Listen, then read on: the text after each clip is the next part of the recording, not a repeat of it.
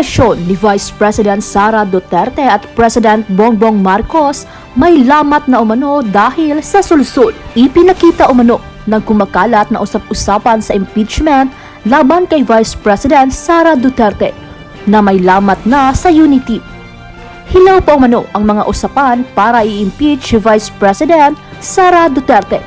Ayon sa Makabayan Vlog. Pero ang mga ganitong usapan umano ay nagpapakita na mayroon ng lamat ang Uniteam, ang grupo na nagtulak sa panalo ni Pangulong Ferdinand Marcos Jr. at Duterte noong 2022 elections. Ayon kay House Deputy Minority Leader at ACT Teachers Party List Representative Franz Castro, ang mga usapan kaugnay ng pag-impeach kay Duterte ay kwentuhan lamang ng mga kongresista at wala pang seryosong hakbang para rito. Sinabi ni Castro na ang dapat gawin ni Duterte ay ipaliwanag kung saan napunta ang 125 milyong confidential fund nito noong 2022. Tago natin sa pangalan na. Sa palagay ko, wala namang problema yung kapatid ko at si Vice President.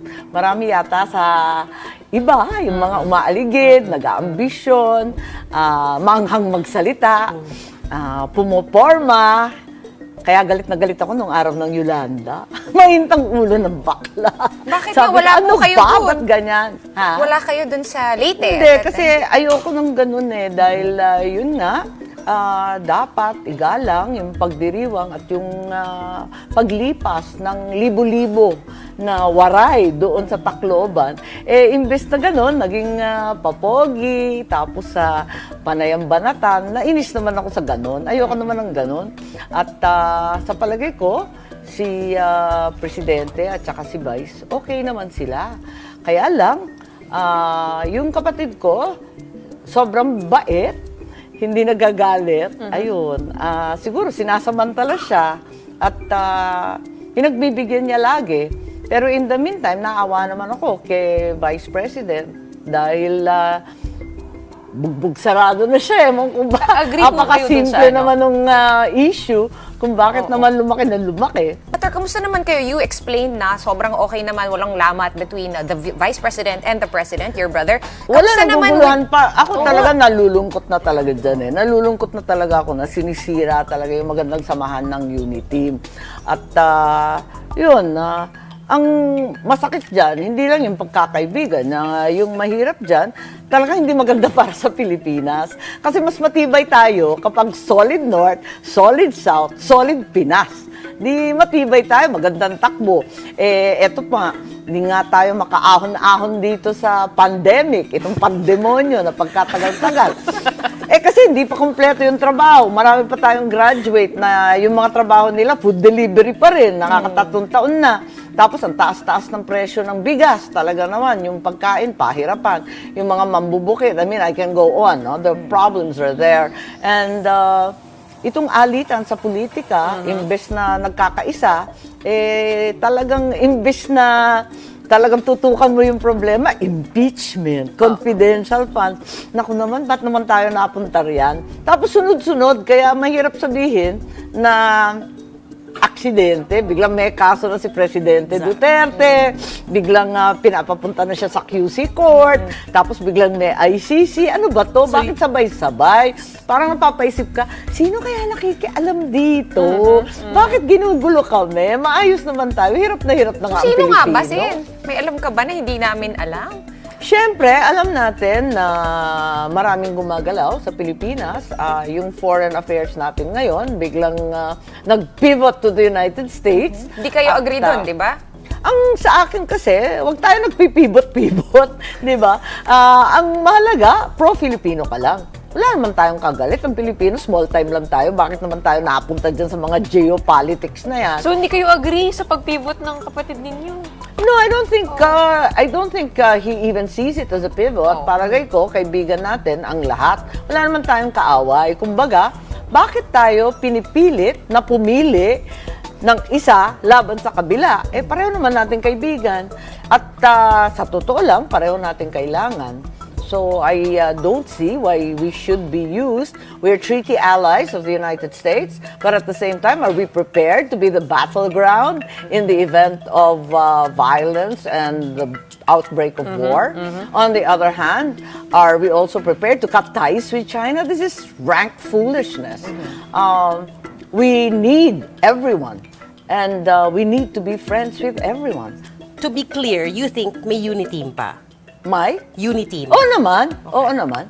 Sa mga principal actors, matibay pa ang uniteam, kaya lang nakakalungkot kasi marami nakikialam. Hindi ko alam kung tagalabas or kung mga ambisyoso dito sa loob. At yung maraming marites na walang kamatayan sa Pilipinas. Parang daming blind item eh. Oo, daming blind items. Teka lang, kailangan natin Naitago natin sa pangalan na. May isa pong pinupuntirya sa kanya yung confidential funds po eh. Oo naman. Agree ba kayo doon na kailangan ng office niya ng ganun kalaking confidential funds? I mean, as a governor also, kayo po ba ay may budget din na ganun kalaki for Alam niyo confidential parati funds? akong oposisyon. Nung bago umupo si Presidente Duterte at saka yung maikling panahon ni Presidente Erap, lagi akong oposisyon. Kaya, hindi kailanman kami nagkaroon ng confidential or intel funds. Gusto ko talagang bulat-latin ninyo, i-audit lahat yan. Mahirap na, maraming sasabihin. So ako, never ako nagka-confidential funds nung ako'y gobernador. Ilalagay ko talaga yung pagbabaklas ng mga private armed groups, yung mga private army ng politiko. Ayan, lahat. Naka-item. O yan, naka-identify. Witness protection, legal fees for witnesses, incentives and awards for those who provide intel, mga ganyan. Talagang nakalista doon. Pwede naman po pala, naka-itemize. Depende sa gagawin nyo. Pero, kanya-kanyang kamada na yan, diskarte na yan. Sa Davao kasi, ang pagkaalam ko, talaga naman nagkakaroon ng peace and order issues kapag may pumuputok, may biglang may gulo. Talagang iba ang level ng Mindanao. Aminin natin na nung panahon na yun, talagang may gulo at it's still a work in progress. I mean, the historical injustice suffered by the Muslims in Mindanao, the Lumad groups, all the other disenfranchised and marginalized cannot be downplayed. And hence, iba yung mundo ron eh. Talagang may kaguluhang wagas. So, sanay sila sa on the spot, may pandiskarte, may emergency funds, may panggamit kapag nagkagulo. I think the reality is also under the OVP, the Office of the Vice President, as they say, she's a heartbeat away from the President. The President's the Commander-in-Chief, and the President has a very large contingency, confidential and intel funds. Malaki-laki yan eh. Bilyones yan. Dahil malaki ang gastos ng Presidente for the maintenance of peace and order. I think it's but right that the OVP has a certain amount as well. On top of that, we're also fully aware that the Vice President has the NTF-LCAC chairmanship. Siya rin ang bossing dyan. And then under the DepEd, there's a whole other set of discoveries with regard to the NPA schools, the massive recruitment among Lumad children, and so on and so on. So you agree na may ganon? Sa experience niyo po, ang tagal niyo na rin po nasa gobyerno, Senator. I'm not an meron ba apologist for the Vice President. I think Yes, she yes. explains herself much better than I do.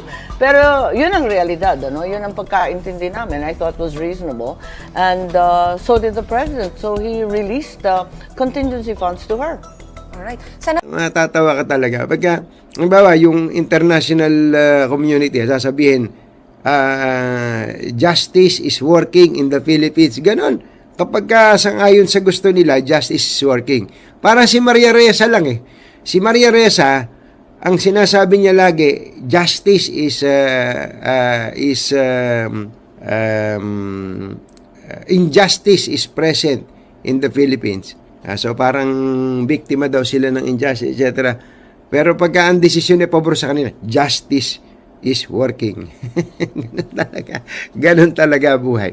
Anyway, yun lang po yun, Kaya lang, bago lang po ako umalis sa inyo, ay meron lang po akong ipapaalala kasi napanood po ako sa Senado eh. Magandang gabi po kay sa ating butihing susunod na Pangulong, Raffy Tulfo. Mr. President. Mr. President, kumusta po kayo, Mr. President? Ayan. Andito na. Meron lang akong ipapapanood sa inyo. Napanood nyo na po ito sa akin dati. Pero ipapapanood ko lang po sa inyo uli. No? Ito po yon. Mabilis lang po ito. At sabi ko nga sa inyo, mabilisan lang to. Ito po. Ito po ay pagtatanong ni Senator Raffy Tulfo sa mga abogado na ito po isa pong lady lawyer saka isang male lawyer. Lawyer po sila ng PCSO. Kung reliable source, eventually you will, yung STL ipipace out nyo. No, kahit na anong iling mo iha, mag-iling ka na hanggang gusto mo, okay? Hanggang gawin mong trompo yung ulo mo sa kailing, meron ako reliable source na eventually, pati yung STL, gagawin yung electronic sa taya. It's okay. Umiling ka lang. Sige, bigyan kita 1 minuto. Umiling ka na, umiling. Your Honor, the e-lotto po is just an expansion and addition po to... Umiling ka lang, umiling. Gagalit, napipikon si Senator Raffy Tulfo sa pag-iling. Ayaw niya na may umiiling sa harap niya. Meron niyang isang official ng Department of Agriculture nung isang araw nung umiling sabi niya nababastos daw siya. Dahil umiiling daw po yung undersecretary ng Department of Agriculture. Galit siya sa umiiling. Galit pala sa umiiling itong si Senator Raffy Tulfo. Mga kababayan, masama na, nakakabastos ba yung pag-iling? Kung kayo po ang tatanungin, nakakabastos ba yung pag-iling? Higi nga. Pero para kay Senator Raffy Tulfo, pag siya kaharap mo at umiling ka, nababastusan siya. Nababastusan siya sa'yo. Higi nga, totoo bang nakakabastos yung pag-iling? Panoorin po natin ito, mga kababayan. Ito po ay noong November 9. Titingnan ko lang of the programs, then they Dali. are governed by their own Dali lang po, guidelines. hanapin ko lang. Po sila nangongolekta sa estudyante. Wala ho silang collection sa estudyante. Ang meron, I'm sorry, we can I beg to identify disagree. the issue. I beg to disagree, ma'am. Ito po. Narinig niyo, nakita niyo yung pag-iling ni Senator? is being honored by DepEd. In other words, hindi pwedeng maglabas ang DepEd, ang principal, ang teacher, Hanapin lang natin yung pag-iling. is authority to decide among themselves. They have their own rules, they have their own guidelines to do their fundraising, that is a generic term that I'm using, among the parents. So, sa Senado, pagka umiling ka, pagkaharap mo Senator Raffy Tulfo, si Idol, yari ka. Bibigyan kayo 1 minuto para gawin mong trompo yung ulo mo. Opo. Pero dito, kitang-kita natin, eto habang nagpapaliwanag sa kanya ang isang kapwa niya senador, To recognize the PTA's authority to decide among themselves. They have their own rules, they have their own guidelines to do their fundraising, that is a generic term that I'm using. natatawa lang ako. Paano kaya mangyayari sa buhay natin, no? Sabi nga, anyway, medyo natawagan ako ng pansin sa palitan na to ng pangungusap Eto po, kung bakit. To follow their own guidelines wherein contributions among the parents are allowed. So to be clear, Mr. President, importante po na maliwanag yung pagsagot ko sa napakamahalagang tanong ng ating kasamahan. Bawal talaga ang pagkolekta sa estudyante, and that is being honored by DepEd. In other words, hindi pwedeng maglabas ang DepEd, ang principal, ang teacher. Panoorin niyo po ito kung paanong may theatrics dito sa Senado. Panoorin po niyo to. Or request for contribution na ibinibigay sa estudyante. Bawal po talaga yon. Bawal. But, so kung bawal po, bakit po correct. nangongolekta pa rin sila sa mga estudyante, especially po sa mga Mr. hirap? President, I would like to clarify, never po sila nangongolekta sa estudyante. Wala po silang collection sa estudyante. Ang meron, I'm sorry, we can I beg to identify disagree. the issue. I beg to disagree, ma'am. Ito po, Ito po, lahat ng mga nagsumbong sa akin. Sir, the These are issue, the I don't These think are the list of parents na nagsumbong sa akin Babagsak, iba't ibang babagsak. eskwelahan sa buong Pilipinas na kung saan sila po ay sa pilitang kinukolektahan ng mga electric fan at kung ano pang mga gamit sa eskwelahan na meron man pong budget sa MOE ang DepEd for those things. Yes. Mr. President, first of all, may I request that that list is Yes, submitted I'll be so more than that happy to we give it can to you. give it to DepEd kasi I Natatawa lang ako dito. Ay, sorry. Natatawa lang ako dito sa eksena na to. No? Niladlan ng gano'n. Sa totoo lang po, kung may mga ewan ko kung baka nag-message sa kanya yon o sumulat ba sa kanya. Pero kung sumulat sa kanya yon, yung mga, kung ang paniniwala po ng ating mahal na Pangulong Raffy Tulfo, na mali ang ginagawa ng mga PTA na yan at tingin niya kadima-demanda, dapat kinuhanan niya ng mga sinumpaang salaysay yung nagrereklamo, total sangkaterba abogado niya, pagkatapos inihabla niya. Hindi po ba ihabla niya? Dapat inihabla niya para may nangyari naman doon sa pagsusumbong sa kanya nung sangkatutak na teacher na yon, ay na magulang na yon. Ang totoo na-discuss na po natin yung tungkol sa PTA eh. Pero hayaan nyo na po sila. Natawagan lang ako ng pansin. Kinakabahan ako baka pag may umiling sa Senado na ganun eh, masita nung idol ko eh, Senator Raffy Tulfo eh. Anyway, sige, matulog na kayo. Bukas na lang sa 2x2 ha, alas 6 ng umaga ha. Huwag kayong mawawala. 2x2 DCRH. At yan po yung masusubayba rin sa YouTube at saka sa Facebook. O paano? Bye! Happy weekend!